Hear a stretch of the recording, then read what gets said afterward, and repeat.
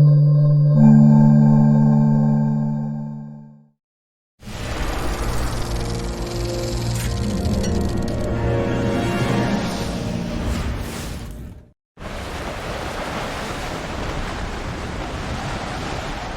desert is the landscape of the imaginary and the sacred. It's where you go to have conversations with God. And on the Greenland ice cap, in the midst of a powerful windstorm, you'd better pray that your tent doesn't rip, because then it's game over. This would make it day 2 that Eric and I have been pinned down inside the tent by nasty weather that's held snowdrift at our thin island walls and cranked up the decibels for what seemed like endless, deafening hours. Well, it's turned into a full-on blizzard out there. We've been pinned down in the tent now for about 16 hours. Winds in excess of 60 and gusting up to 70 miles per hour outside. Will they come down in an hour, 2 hours, 8 hours? Nobody knows. We'll just wait and see. Aside from time lost, I have a growing concern. We're slowly being entombed by rising walls of snowdrift. By now, our second day, they've reached almost 3 feet to the leeward side. Yeah, the drifts are getting pretty deep. Snow's definitely piling up around the tent. We're gonna get buried out here. The tent shook violently all night. Outside, the storm rages. I hardly slept. And on day 9, I began to quietly wonder where this trip was going.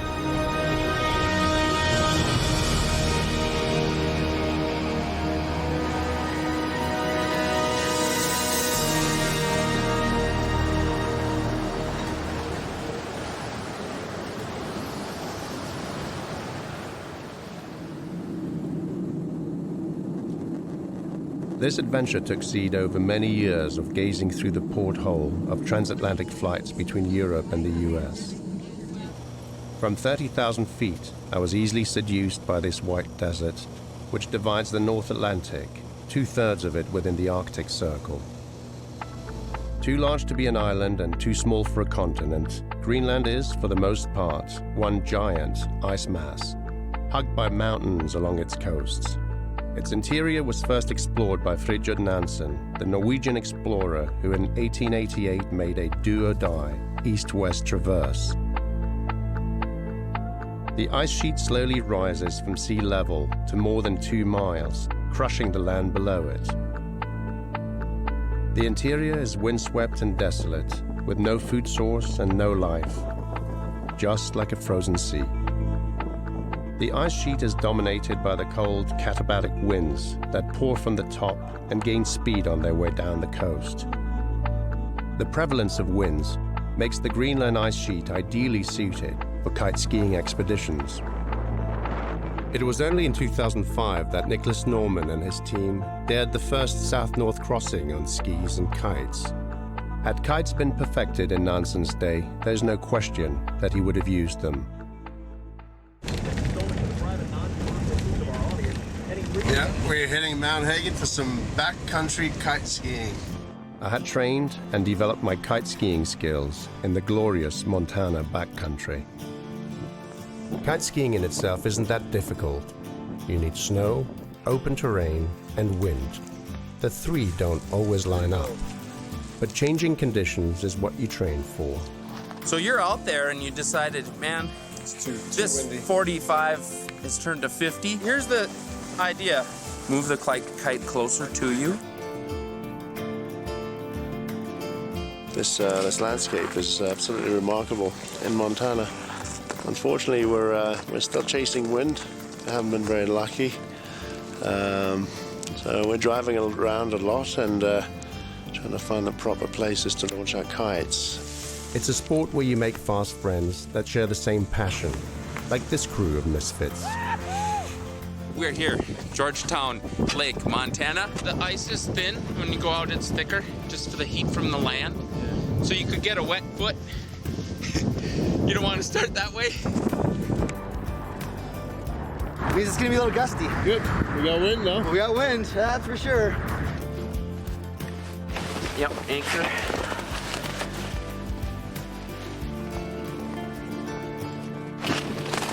Have fun. I want to get on. got 3. Montana is always a good time, but I had my sights on Greenland. The plan was simple. Ascend the ice sheet at the southernmost tip near Narsak and get off it near the northwestern village of Kanak, 2,300 kilometers later, on skis, kites, and without support, over 45 days. But our most ambitious goal? To set a new world record for the longest distance traveled in 24 hours. For that, I partnered with Eric McNeil Landry. Born to a family of polar guides, Eric is an avid kiter, and at 25 is experienced beyond his years. Hi, I'm Eric. How are you, buddy? I'm about to go out kite skiing. Well, let's go. Yeah, should be interesting. There's just enough wind. In choosing a teammate for this trip, I knew that his skills would elevate mine and provide a good counterpoint to my 46 years. I had just crossed the Arctic Sea to reach the North Pole on foot. Between us, we had several trips to Antarctica, and Eric had kited twice on Greenland before. If anyone could do this, I felt confident we were the team for it. Some of the challenges that we'll most likely expect on this trip is kind of two main things. The southern tip of Greenland is renowned for its bad weather. Storms, rain, and just non-cooperative winds, i.e. non-existent high-pressure systems, winds from the north, a whole variety of things like that. So that's something to expect. And then both on the southern tip and more so on the northern tip, we will enter areas, crevassed areas. So that's a little bit of a danger there. Exploring in modern terms has a lot more to do with pushing the limits of the human potential than it does with mapping out the world, which at this point has been pretty much mapped out by satellite positioning and such. But nonetheless, when you travel in these regions, and they're so barren, and they've been traveled by so little people over the course of centuries, and you're immersed into the history of polar exploration. So you can't help but think of Nansen and Amundsen and Peary and those great explorers. In some respect, you're echoing the very spirit of it, and you perpetuate this human nature to want to basically venture into the wild and try to find yourself in the process. Kite skiing in desolate and inhospitable environments that are cold and icy presents all kinds of challenges. The wind is your friend, but can also be your enemy if you're not careful. It really has to do with what level of respect you impart on that relationship.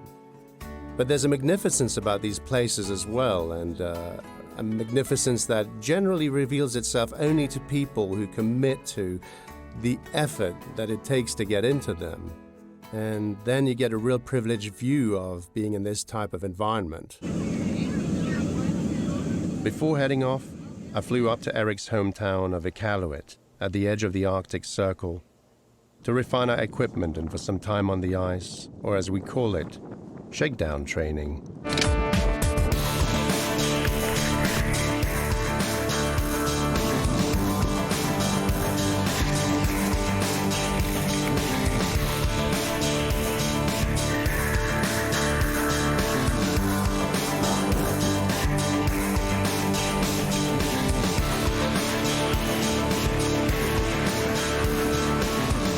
Iqaluit is a Canadian outpost town in the northern province of Nunavut, and April here still very much feels like winter.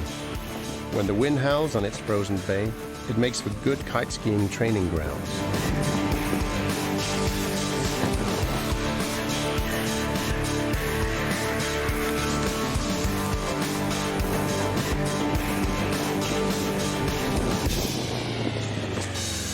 And when the wind fails, we get to feed the dog teams and dive into food and expedition planning.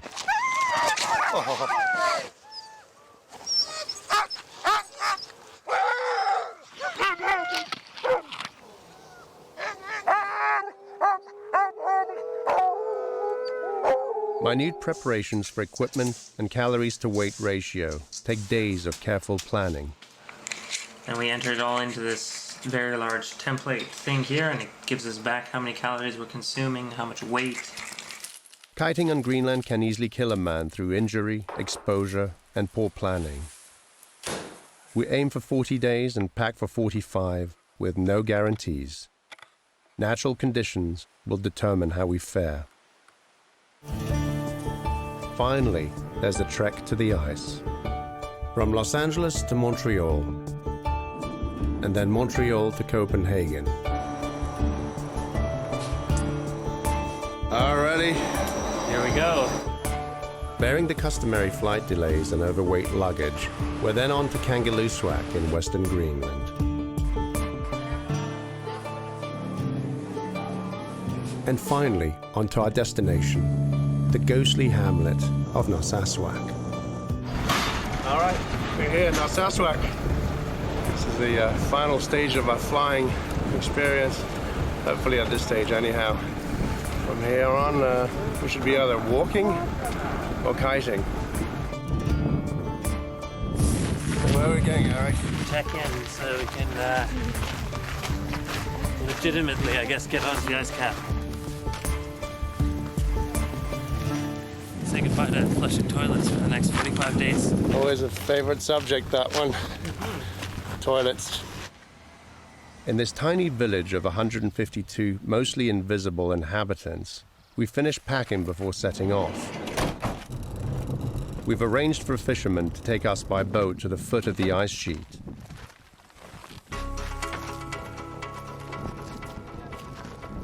We're told that unusually warm conditions have resulted in more glacial calving, and that the fjords are littered with ice, which will make our approach potentially difficult.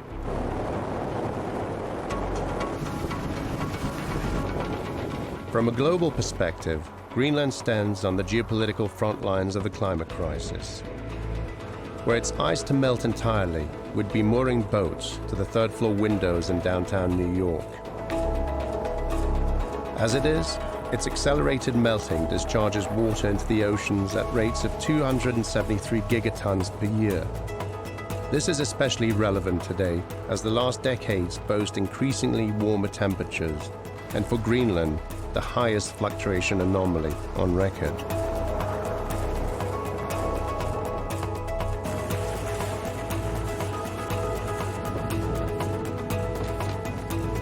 As we approach the glacier, evidence of massive calving is all around us.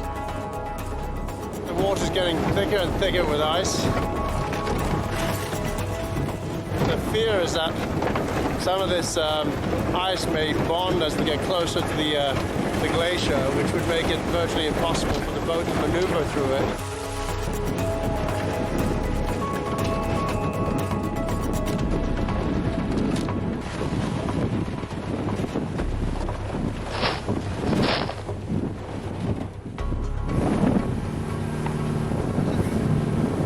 Well, definitely getting quite thick now. The boat just landed on top of a piece of ice that we're trying to get over, but it doesn't look very good. It seems our friends don't like to concede defeat, but sometimes, when faced with overwhelming odds, the best strategy is retreat. Multiple recons of the area, and 2 hours later, we're on our way through an open channel. At last, ahead of us is the foot of the glacier.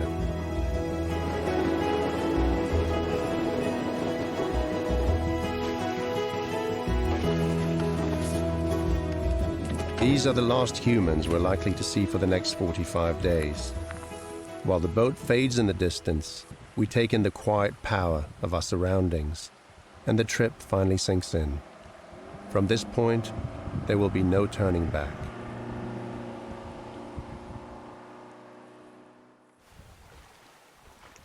In the midday sun, the temperatures are unseasonably warm, and all around us, the ice is bleeding. But we're officially on the ice, and about to enter another world.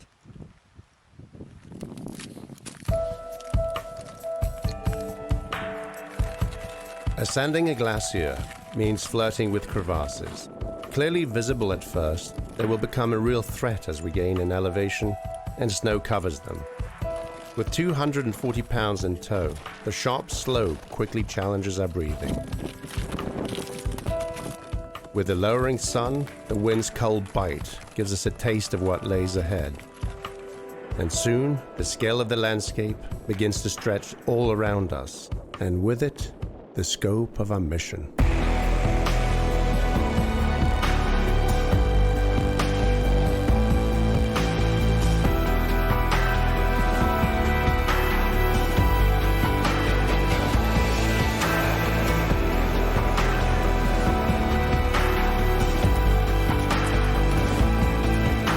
Exposed, bottomless crevasses are a constant reminder of what could happen with one mistake.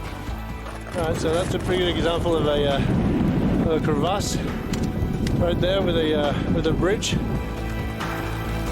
These visible bridges are a luxury that will be lost once we reach the fern line.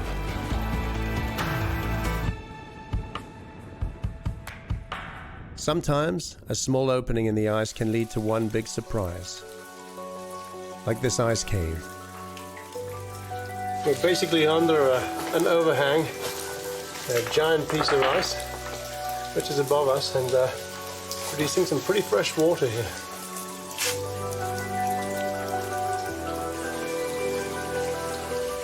Oh, and there's a moorland. It goes all the way up to the surface. You can see it sort of serpenting up all the way up to the top.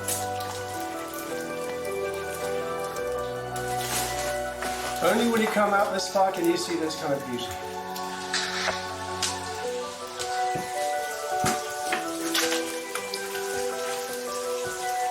At this elevation, everything is wet as the meltwater makes its way down to the ocean.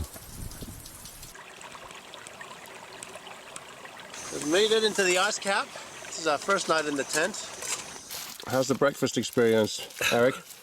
Well, it still has a lot to be desired. We grabbed some goat milk for its high calorie. It definitely has a peculiar and very strong flavor. The caloric value on it seemed like the right thing. The nutrition was good, but the taste, unfortunately, it tastes like, pardon my French, but a little bit like ass, or at least goat ass. So we decided to ditch the goat milk and replace it with some protein powder.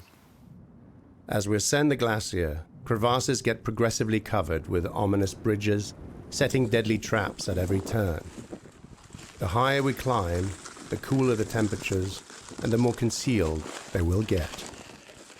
We're basically walking through the crevasse field. Here, at least, it's pretty safe. All the snow's melted off. You can see them. It's just up there, once we pass the fern line, it might become a little bit harder to spot. Yeah, when we get up to the fern line, we'll rope up so that if one falls, at the very least, he can pull the other one to fall on top of him. Yeah, exactly, yeah, and for all four sleds. Yeah, I mean, just in case the first one doesn't get killed with the first two sledges, we'll send another person in after them and another two sleds. With another two sleds just to finish it off. When the soft snow breaks underfoot, it often reveals a stream below the ice, soaking our feet.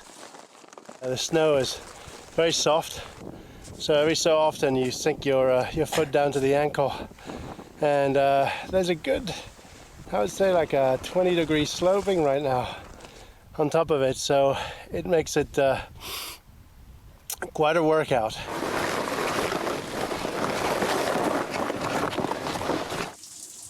A large crevasse can reach depths of 100 feet or more. Crevasses are the result of gravity pulling an ice mass downhill and literally cracking it. We take turns in the lead, effectively splitting our chances of an accident. A good bridge will freeze over and give solid footing, but a bad one will collapse without warning.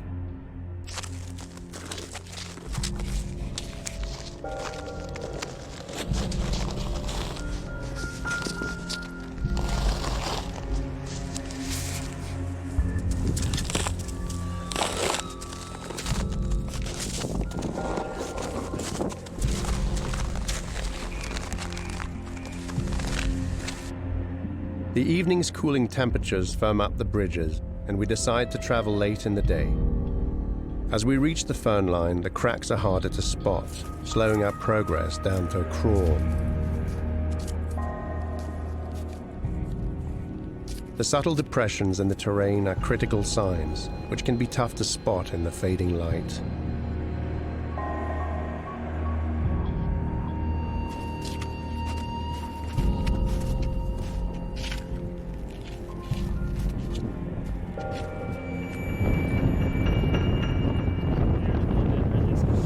Well, you know, over there, if we follow this this ridge there along the way, what's that? Yeah, they seem to join up. There's an area over there where it feels like we might be able to cross it over. After 3 days, the plateau is within reach, but we're still cautious of nasty surprises.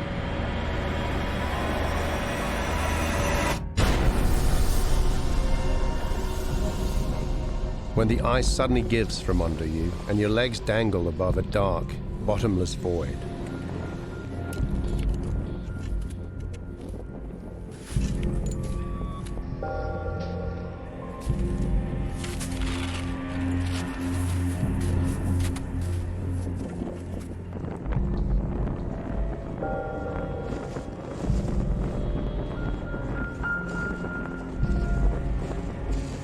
We have climbed 1,300 meters. The rising ice sheet has slowly buried the land below us, but we need more elevation to reach a favorable wind line.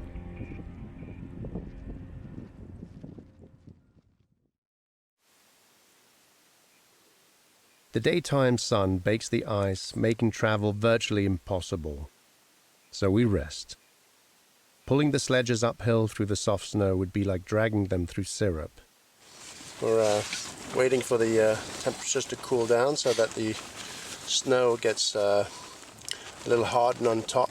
Right now it's very, very soft. We pretty much sink to our knees with every step, so we've spent the day basically drinking tea and saying silly things and sleeping some, and we're going to travel by night.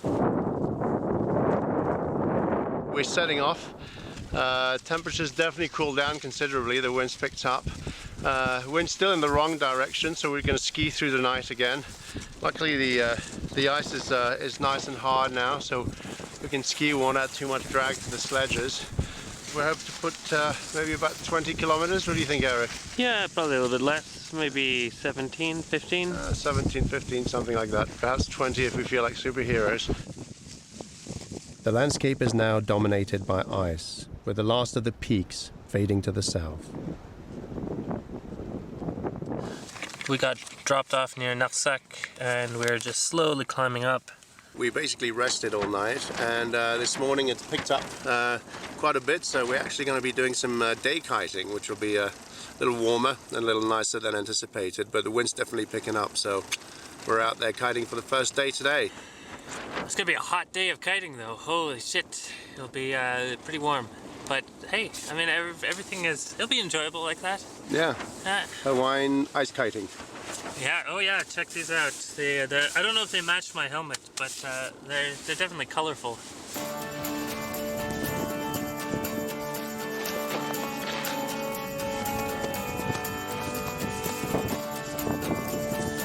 The light surface wind barely holds the kite up, but with extended lines, the sail finds the air above, and we begin making distance.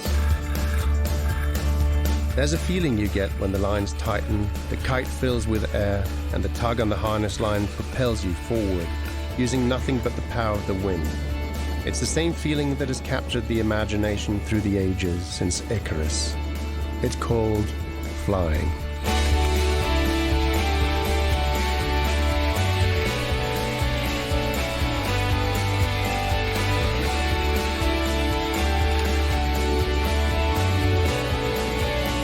In 1 hour, we had covered more distance than we had in the previous 5 days, until the winds shut off entirely. By morning, we would discover a whole new side of Greenland.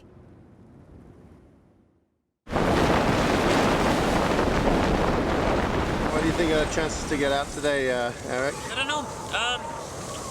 I mean, we'll travel.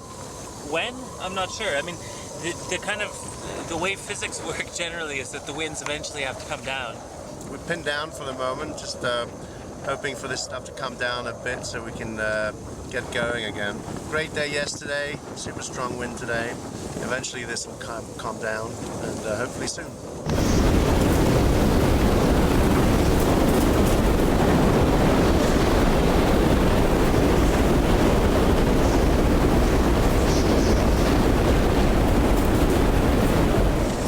It's a full-on blizzard out there. We've been pinned down in the tent now for about 16 hours. There's a full-on storm with winds in excess of 60, gusting up to 70 miles per hour outside. It doesn't look like it's letting up, so we're probably going to be here for another day or so. Hopefully no more than that. We're not going anywhere anytime soon. It's great to see the sun. It gives you that faint glimmer of hope. How do you get blown over by another gust of wind?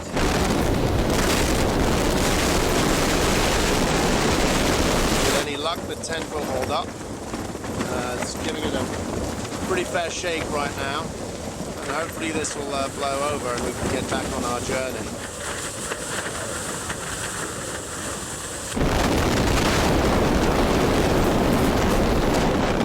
We haven't been able to move for the last 48 hours.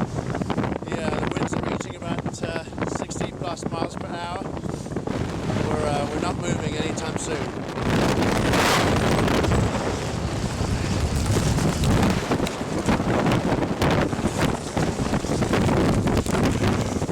Wow.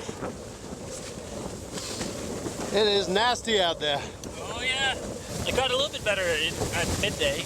You know, the winds kind of died down a little bit, but now it's just back up again. And if it keeps getting worse, it'll be worse than last night, which was pretty bad. This is day 3 of being pinned down inside the tent. The winds have actually strengthened by the looks of it.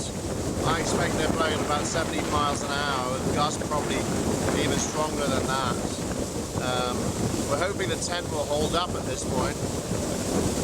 Inside the tent, it's like there's a jet engine going on, and it makes it pretty tough to sleep, needless to say. Wonderful.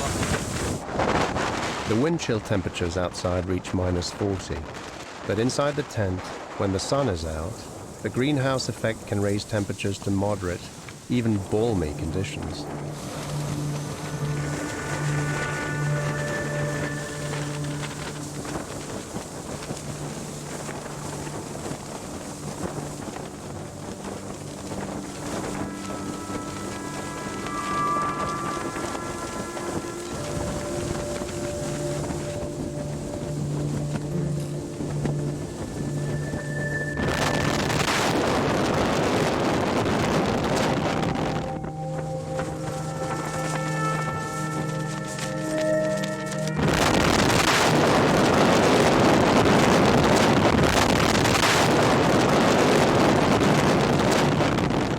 We take turns braving the cold to dig out the tent. Well, after 6 days of being pinned down by the winds, the spindrift has built around the tent and essentially buried its sides. And with the cold, that's gotten frozen. So now our job is to excavate the tent and making sure that we don't puncture through the fabric in doing so. And it's quite a job. It'll take quite a few hours just to get us free and ready to go on our journey.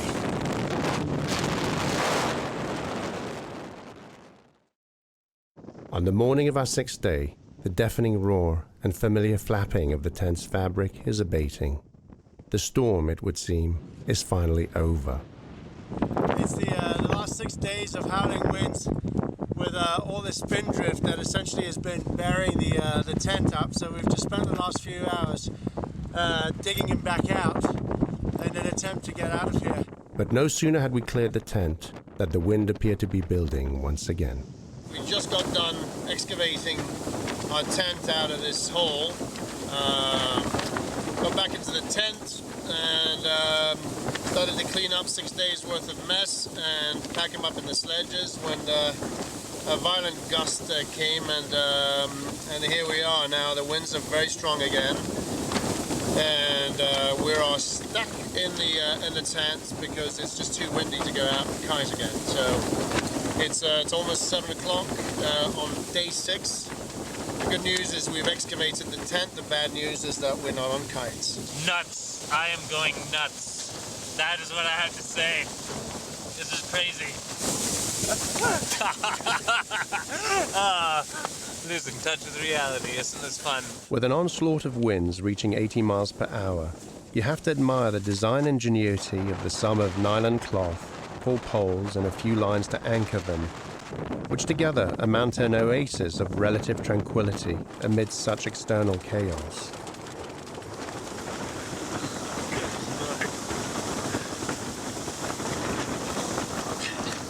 It's boxing me back. There is undeniable poetry in the violent and chaotic expression of nature's forces. In the afternoon light, the sound and the fury begin to play in rhythmic harmony, and the frigid and threatening environment turns into an ethereal dance, delicate, graceful, and expressive.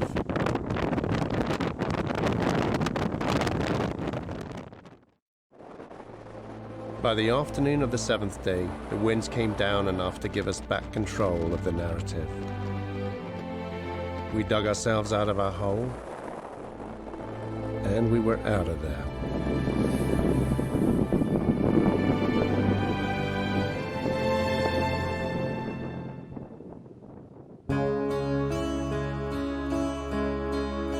The wind held up, and we glided into the night, making up lost miles under a Fata Morgana moonrise.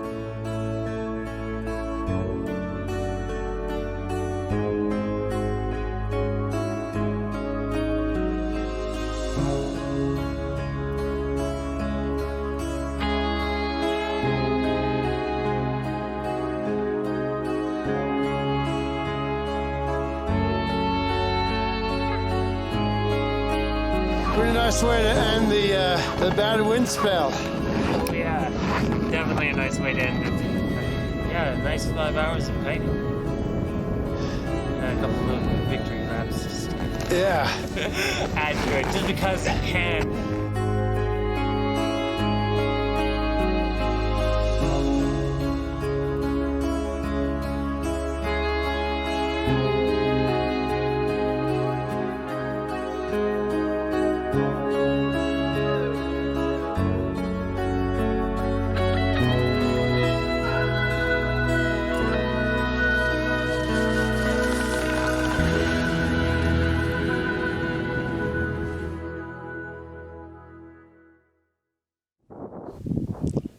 From adding 100-kilometer winds to 10-kilometer winds all in the span of 3 days.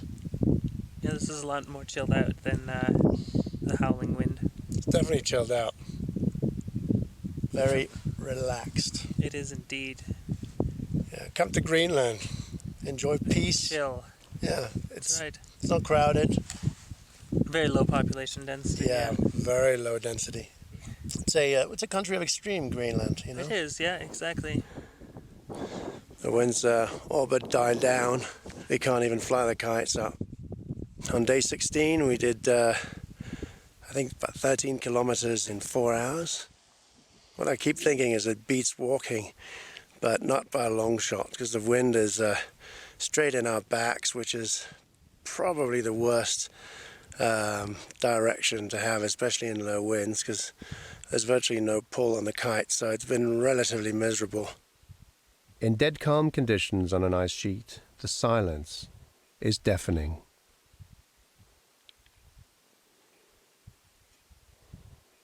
Hello. This is taking a nap when there's no wind. We settle for a nap and wait. And wait. And wait.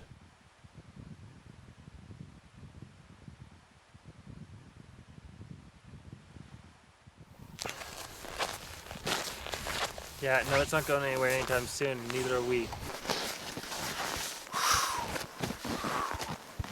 The winds keep changing directions. Yeah. This is a windsock in bad need of some Viagra. With the sun setting, we finally pack it in for the night and set up camp. Another day lost, and with it more miles. With 13 kilometers for the day, we're a long shot from the 508-kilometer record.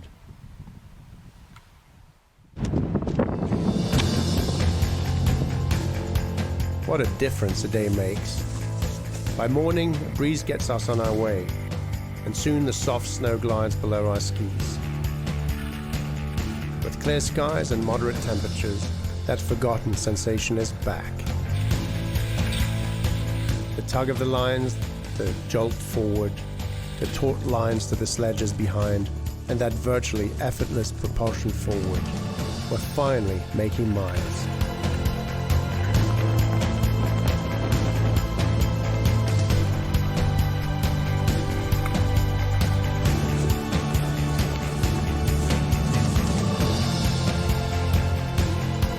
We settle on 2-hour runs and 15-minute breaks, and ride right into the evening when temperatures plummet to -20, firming up the ice.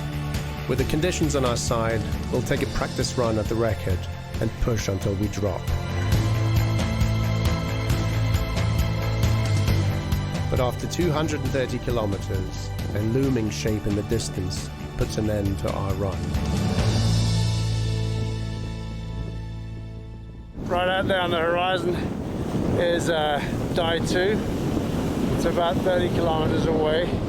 After 17 days of seeing nothing but ice, it's sort of odd to see essentially what looks like a monolith erecting out on the ice. Like a specter on the horizon, this abandoned military building is our trip's first objective, and a regular stop for snowmobile expeditions and the shorter east-west crossings. In the midnight sun, after 16 hours on the run, we had finally reached Die 2. Die 2 is one of 4 structures on Greenland that were part of the distant early warning system, or the dew line. Stretching from Alaska to Iceland, the dew line was a string of radar stations set up by the US and Canada to monitor Russian ballistic activities in the Arctic during the Cold War. The advent of satellite technology made the line obsolete, and it was decommissioned in the late 80s. Die 2 was abandoned in 1988. It is flanked by a runway still used to practice Antarctic takeoffs and landings, and is maintained nearby by a very small camp. Hey there. How you doing? Sebastian. Sebastian? All right. What's your name? Drew. Drew. Yeah. How long have you been stationed here? We got here the end of April, 3rd week of April, and we stay until about that time in August. And then after that it gets dismantled? Yep. The whole thing comes down and we take it back to Kangaroo Sack. Sweet digs. Yeah. We've got that wind generator and solar panels out there, so we've got all the power we need. The couple at Raven Camp make up the entire population density of the Greenland ice sheet, and with months in isolation, a pet project can lead to unusual companionship. All right, let's go tackle Die 2. Part cathedral and part sci-fi movie set, this relic of a bygone era is a de facto stop for most expeditions on Greenland. 10 stories high, the building was raised on hydraulic columns, capable of lifting the massive structure to adjust to the shifting ice.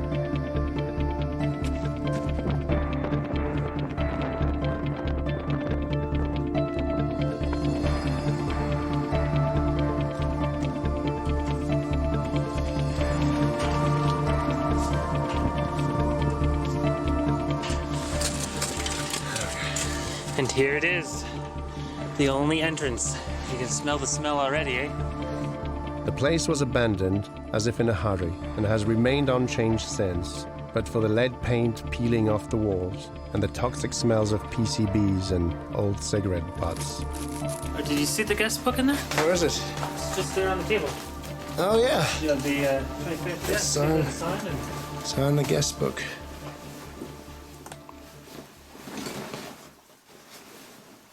This is where most of the Coke is. There's some beer left over. Oh yeah. Check that out. 20-year-old Coca-Cola. Do you think it's still good? obviously. So basically they hitched the building up, they built it on these pillars. As the structure was sinking in, they basically raised the entire structure by somehow having this, it must be on hydraulics or a cranking system. That's always a little bit creepy. Remember that from the last time. Yeah. That's the generator room, which powered up the entire station. This is what kept this place alive. In this room, all the various expeditions that have come through here are signing their names. 2007, Curtis, Sarah, Eric. An extra toilet when you've been spending a few weeks without one. Looks pretty appealing. Oh yeah. We might have to take this one with us. Jumpy. We won't get to do this in a little while. So that's gotta be the side door to the dome, but it's obviously not open. There are frozen egg trays and bread loaves, soft drinks by the cases, and coffee cans and sugar, as well as a metal shop, tools and electronics. Die too smells of a civilization that did not make it, a post-apocalyptic vision into the future. The purpose of this deserted building is almost prophetic. This, I can't help but think, is what will look like after we've gone. Like this is kind of what you imagine the space shuttle to be a little bit like. Oh yeah, no kidding. With all the dials here, you can be like.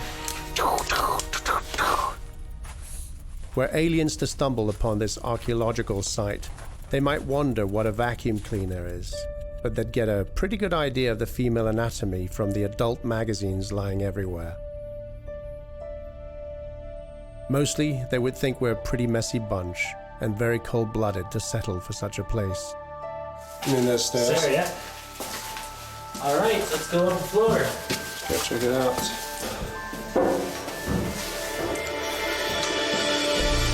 Wow. This is it. That is pretty remarkable. We're inside the dome, which is the cornerstone of this whole operation, the whole ballistic monitoring device.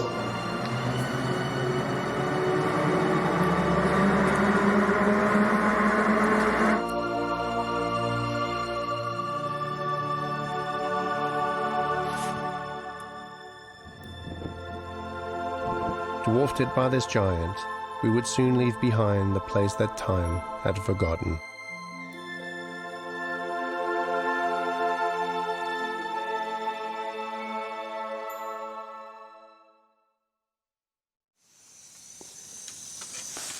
It smells pretty good in here. What kind of feast are you cooking?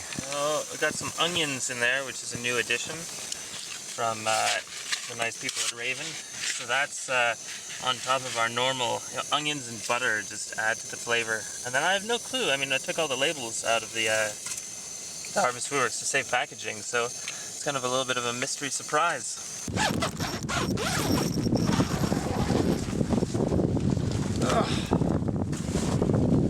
All right. Day 20.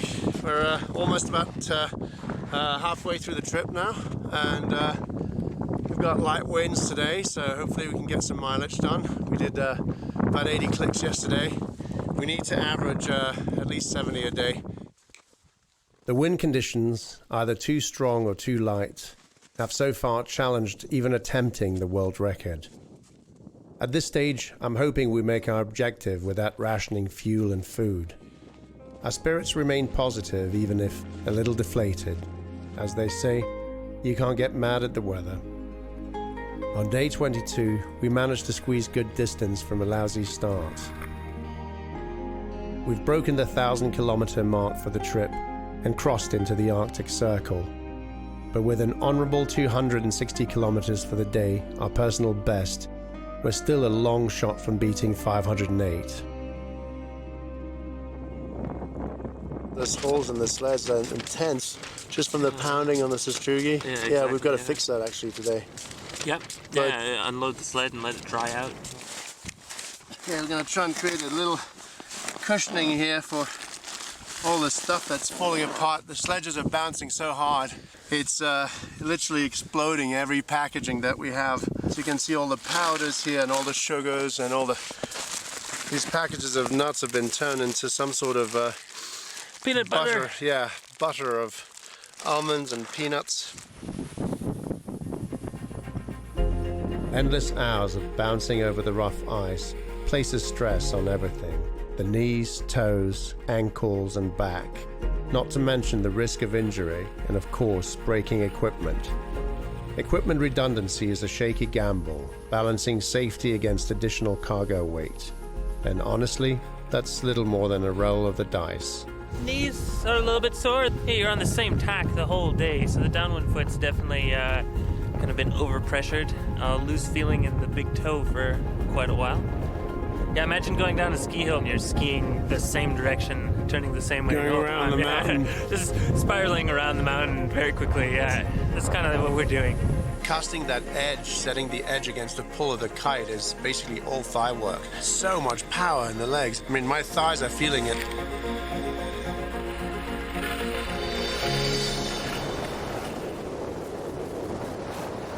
Yeah, that was one hell of a day. At the beginning of the first part of it, I was really bumming. It was so slow moving and just really light wind, struggling to keep the kite up in the air.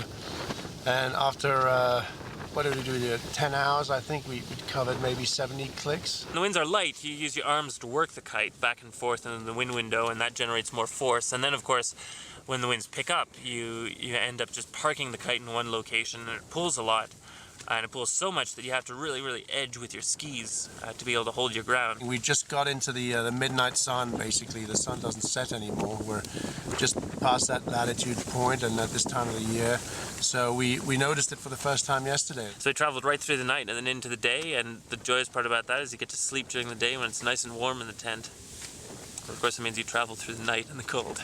But yesterday we did 260, so with any luck we can push and keep doing long distances and big runs when the winds are up, which they are now actually. So we're going to get off and get the day going. The conditions are perfect right now with strong winds pushing on a broad reach. We're going to rig big and take a shot at the record. At the speed we'll be traveling tonight, our teeth are going to be rattling. So here we go. We're going off for the world record.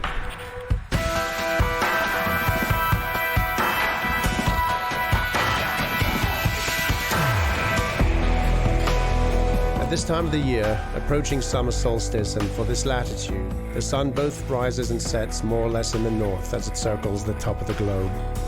That means that effectively we'll ride both into the sunset and the sunrise, while on the same bearing.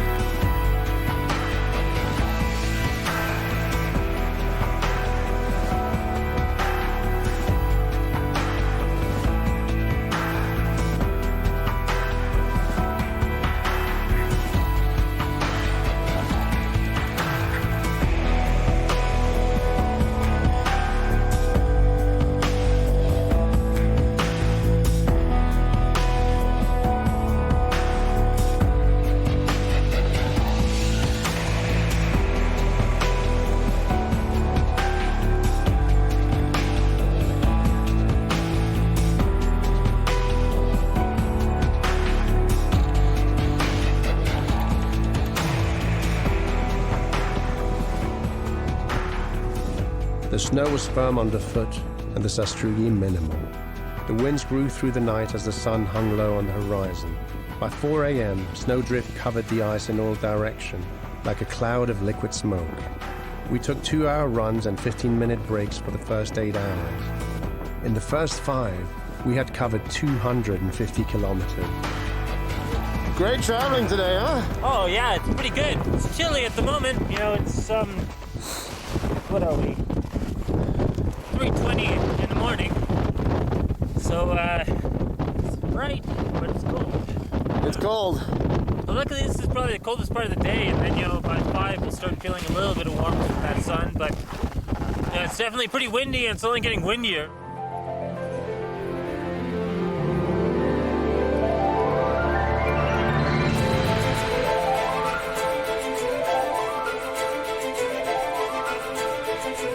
By early morning, the winds were pulling back, but we were still crushing it.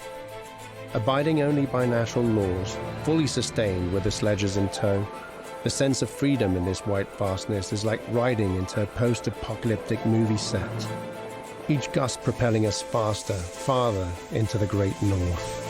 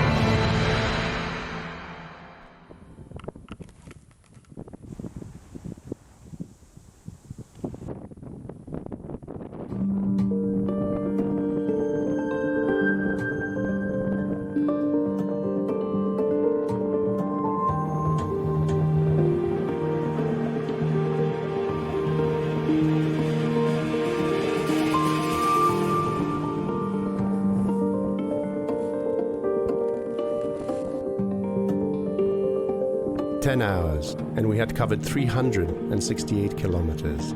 At that rate, we would pulverize the 508-kilometer record.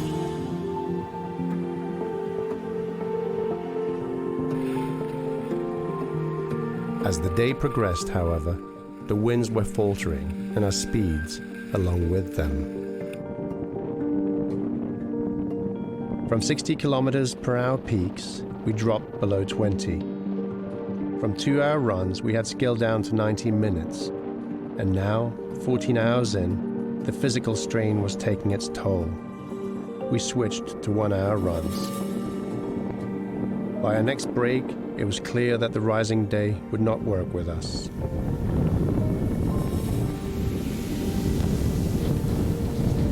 Yeah, chipping away at it. Slow going, but started on jet fuel this morning, but then the wind came down quite a bit, and now they're just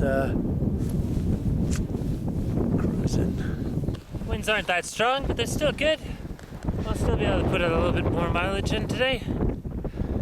Beautiful weather too, and it's quite warm. Yeah, the snow's starting to stick together a little bit more. Yeah, I noticed that. It's a little heavy, huh? A little bit heavier, yeah, but it's still pretty sweet. A system closed in, and the winds pulled back further. The snow was heavier and slowed our progress. As fatigue set in, we began to doubt. But we were still making miles, the ski's edge biting against the pull of the kite and slicing its mark into the silent world of white.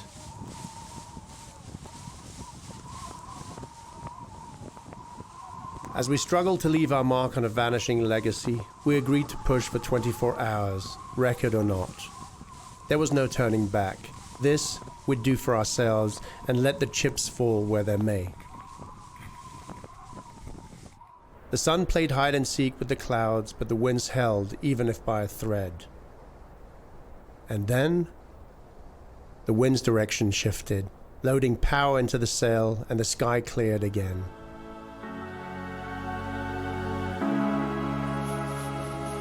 That was the break.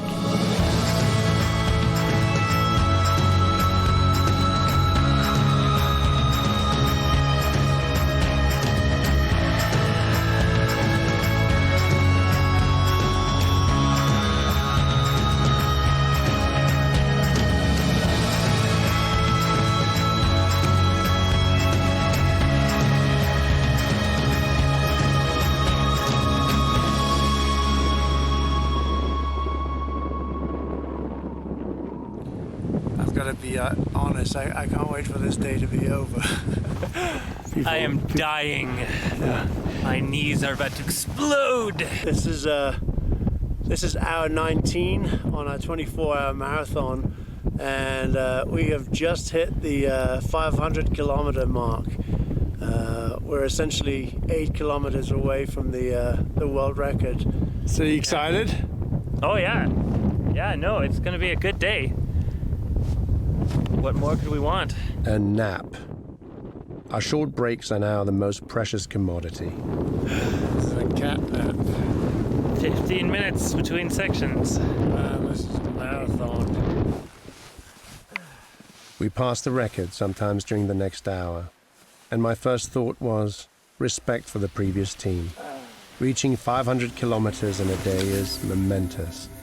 The monotony of the slow speed reaps havoc on the mind, while skiing on the same tack, with reduced drinking rations to boot, brutalizes the body.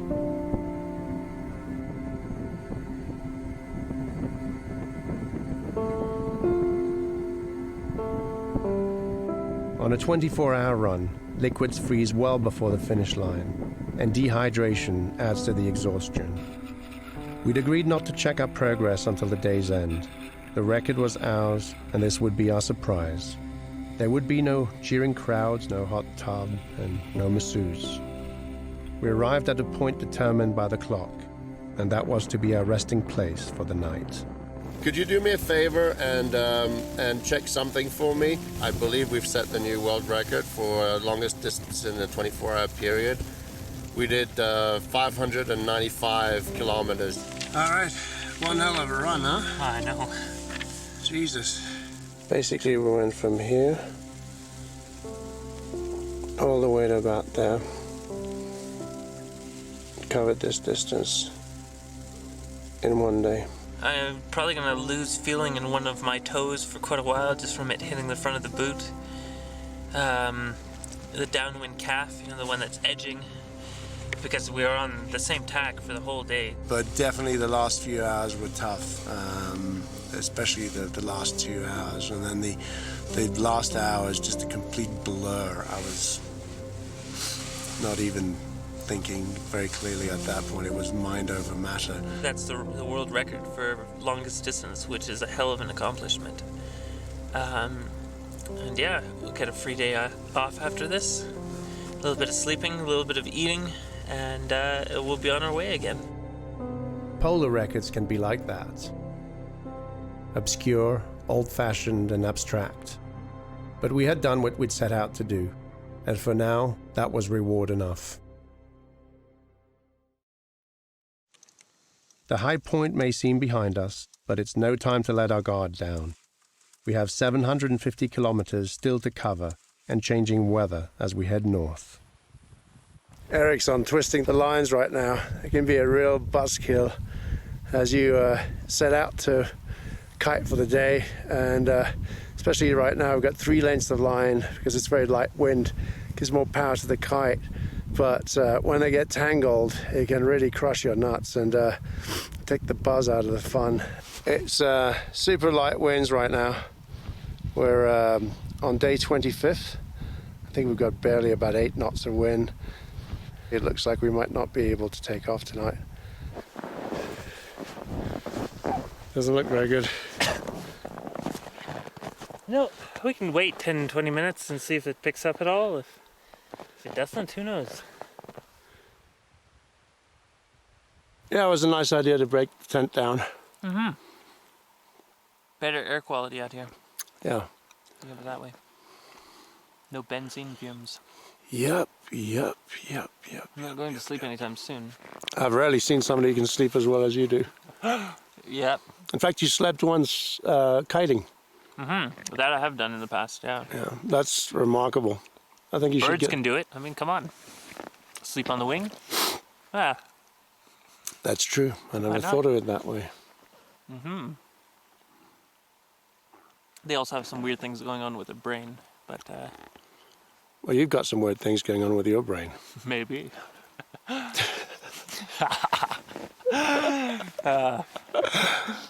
But, hey, we have those books to read. Well, That's true. We've got a chessboard as well. We do, yeah. Let's have a game of chess. Maybe we should do that. Yeah, I think we should do that. All right. Okay. Get cold on the hands. Yeah, it's going to be challenging to...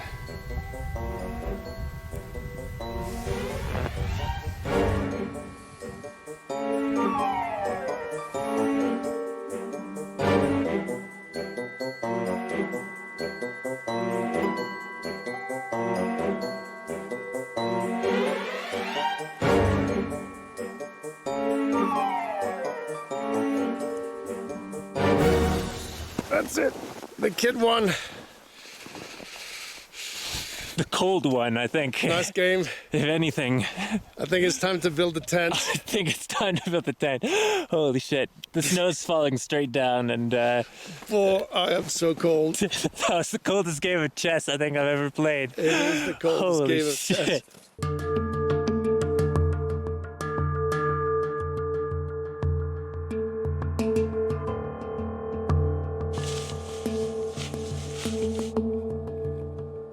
The following days would throw a mix of conditions at us, ranging from moderate to light winds and considerable snowfall. It's the ground condition that's alarming. For this latitude, season, and altitude, the snow is unreasonably soft. This is an ice sheet, not a snow sheet. The season to date would prove the warmest on record. Farther south, we soon learned that teams were being evacuated by helicopter due to massive melt ponds.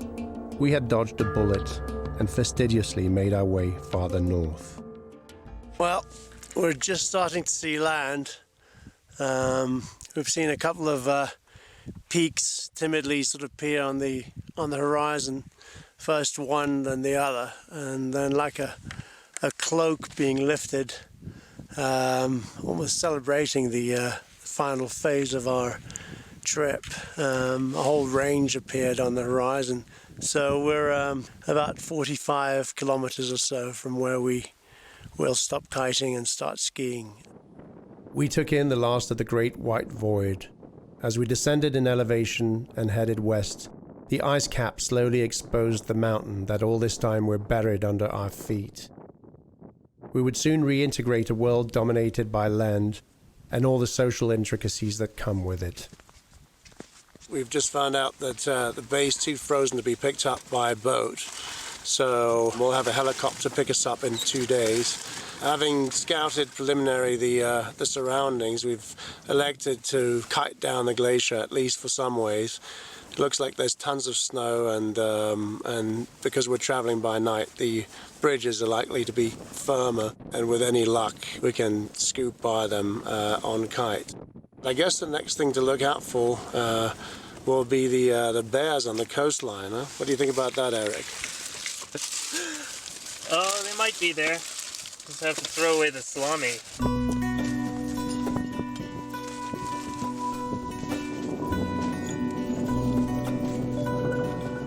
So this is the flare.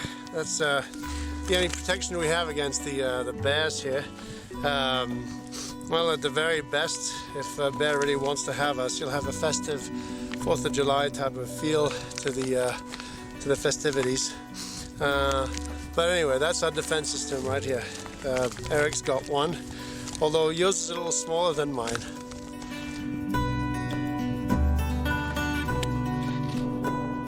The next phase was a treacherous maze of dead ends and crevasse fields. We carefully negotiated our way down between cracks, against the backdrop of soaring peaks and the shrouded valley below. With more exposed rock, the wet and heavy snow signaled the end of our kiting mission.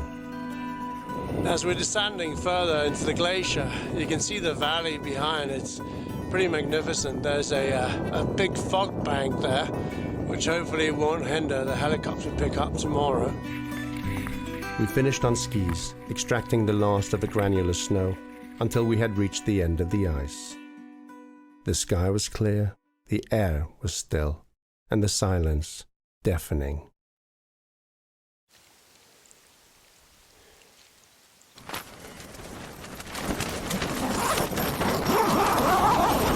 We settled on an oasis of white amidst a sea of rocks and set up camp. An amazing transition had developed in just a few hours. After weeks of isolation on the ice, the mundane was extraordinary. Lichen, moss, flowers, a bird. Life exploded all around us. It felt like re-entering Earth's atmosphere after a trip to the moon.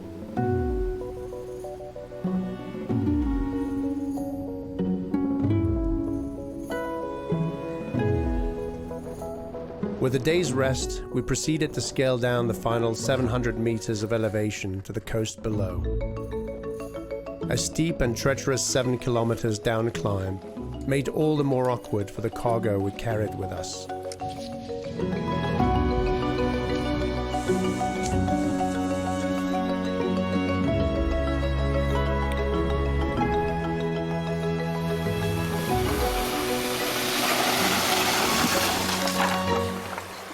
You almost got me.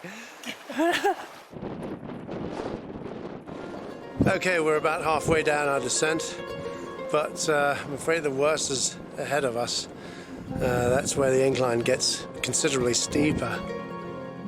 But at least we've just done a couple of hours, and looks like we've got probably about 2 or 3 left, and then we can rest.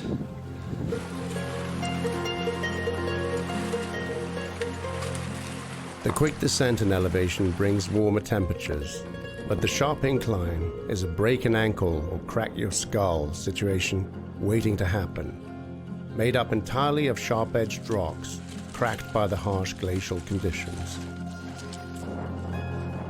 Navigating those last miles gave us plenty of time to reflect on the suspended reality of the last 40 days.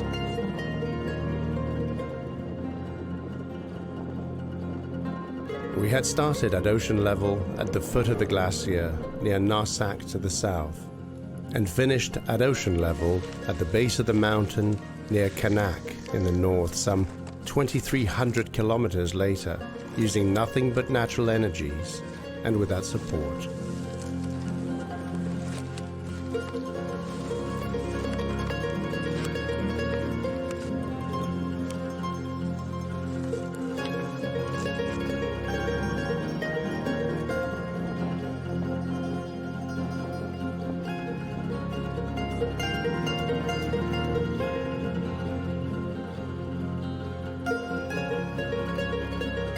All around us, receding glaciers display marks of their former glory, their extent and thickness betrayed by outdated moraines and hillside scars.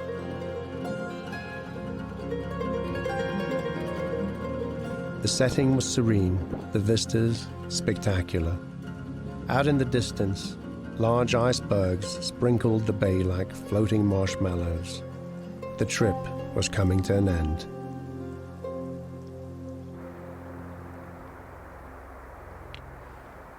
I wanted to give you our GPS location for the helicopter pickup. With a flare next to us in case of surprises, we slept in the open for the last few hours of this exotic and peaceful world, before the chopper woke us both from our dream.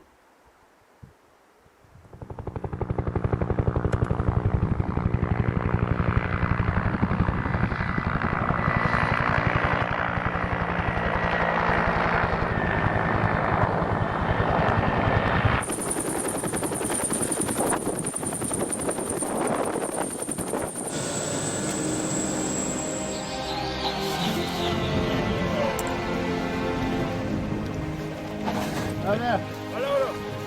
You Finn? Hi, Alan. Sebastian. Hello. Nice to meet you. Same to you. All right. Eric. Yeah. You have no trouble finding it? No. Yeah, excellent. 2 miles, 3 miles. Oh, yeah. Yeah, so you have a good trip then. Oh, yes. Yeah, it was good. Yeah, long way to Narsarsuaq. Yeah. From Narsarsuaq to here. Yeah. 40 days. Jump in here. Yeah.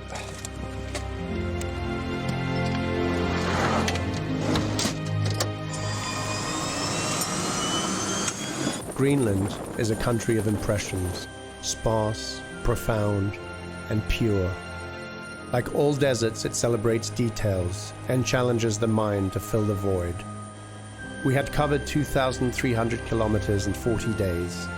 When the helicopter took off, it flew by the rocky slopes we had scaled down, the snow patch we glided over, a campsite by the glacier, and in the distance, beyond the multitude of crevasses we had crossed, we saw the ice sheet we were leaving, alluring, gigantic, and forlorn.